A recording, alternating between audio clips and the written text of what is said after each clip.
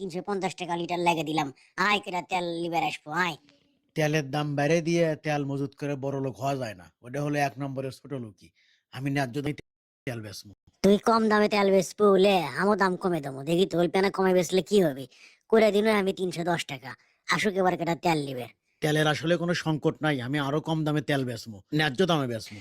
তুই আরো কমালু বলে আমার মিচ্ছি না কমে দিচ্ছি, কি হবে? 81 লয় রে, ভালো করে চাই দেখ যে উল্টে দিনু 180 টাকা করে দিনু তেলের লিটার, তাও বেচে পাবো না।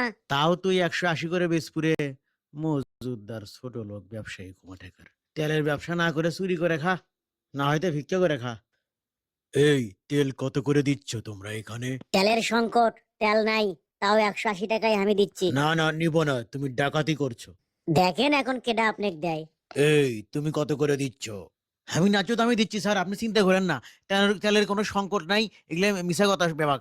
আমার কাছে তেল মেলা আছে, আমি ন্যায্য দামেই দেবো আপনি। ন্যায্য দাম লিয়ে যাচ্ছে, সুযোগ এটা আছে, কামত লাগা টাকা পয়সা বেশি করে কামেলে।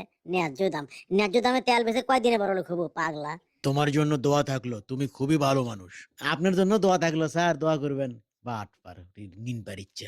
গালু তুই এতই খারাপ হলো, এ কেউ আসিন রে বা, তেল লাগবে, তেল দিবার পারবিন? তেল দিবার পাবো মানে সংকট, তাও তেল দেবো, দেখি তো কি হচ্ছে। এই কারে, এই এর পাইপ কমা পৌঁছে না, দেখ তো ক্যাঙ্কা। এই আরে গাড়ি খানি আমাকে সরে লইতো, হাই রে ভারী, তাই সাধ্য ভারী লয় থুম থুমো। এর পাইপ, ও মা গো।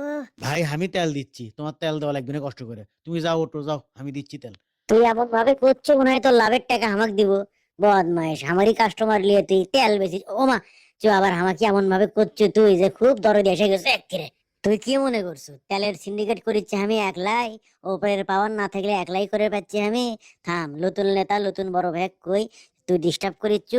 তো এমনি সাইজ করবি, এগুলা ভাগ ওপরে পর্যন্ত যায় না মনে করছো? সেগুলো তুই নষ্ট করবো এত সহজ তোর? এত পাওয়ারফুল হয়ে গেল তুই রে? তোর গোড়া টাইনে সেরম পাইপ সেরার লাগান, বুঝছো? মনে করছো কি তুই? হ্যাঁ, বেসমো আমি তেল, দেখি তো আজকের দিনটা যাবার গাড়ি আডে আসিচ্ছে, এবার আমি তেল বেশি ছাড়বো। টেকা, ও পাখি তুমি উইরা উইরা আইসো, উইরা উইরা আইসা তুমি আমার ডালে বইসো।